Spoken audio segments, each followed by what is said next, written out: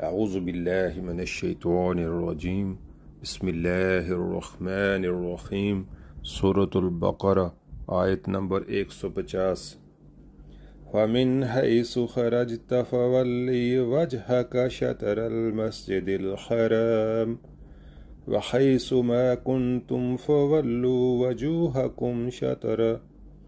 لئلا يكون للناس عليكم حجة إلا الذين ظلموا منهم ولا تخشوهم واخشوني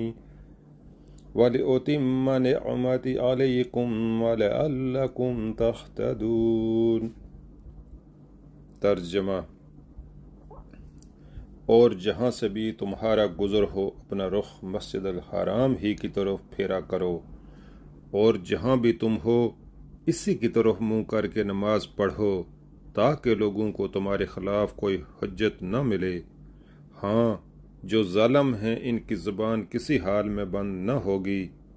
تو ان سے تم نہ ڈرو بلکہ مجھ سے ڈرو، اور اس لیے کہ میں تم پر اپنی نعمت پوری کر دوں، اور اس توقع پر کہ میرے اس حکم کی پیروی سے تم اسی طرح فلاح کا راستہ پاؤ گے۔ یعنی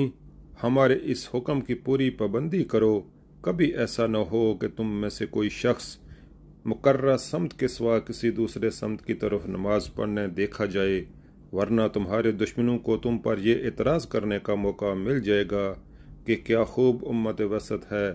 کیسے اچھے حق پرستی کے گواہ بنے ہیں، جو یہ بھی کہتے جاتے ہیں کہ یہ حکم ہمارے رب کی طرف سے آیا ہے، اور پھر اس کی خلاف ورزی بھی کیے جاتے ہیں۔ نعمت سے مراد وہی امامت اور پیشوائی کی نعمت ہے جو بنی اسرائیل سے سلب کر کے اس امت کو دی گئی تھی۔ دنیا میں ایک امت کے راست روی کا یہ انتہائی ثمرہ ہے کہ وہ اللہ کے امر تشریع سے اقوام عالم کی رہنمائی و پیشوائی بنائی جائے، اور نوع انسانی کو خدا پرستی اور نیکی کے راستے پر چلانے کی خدمت اس کے سپرد کی جائے۔ یہ منصب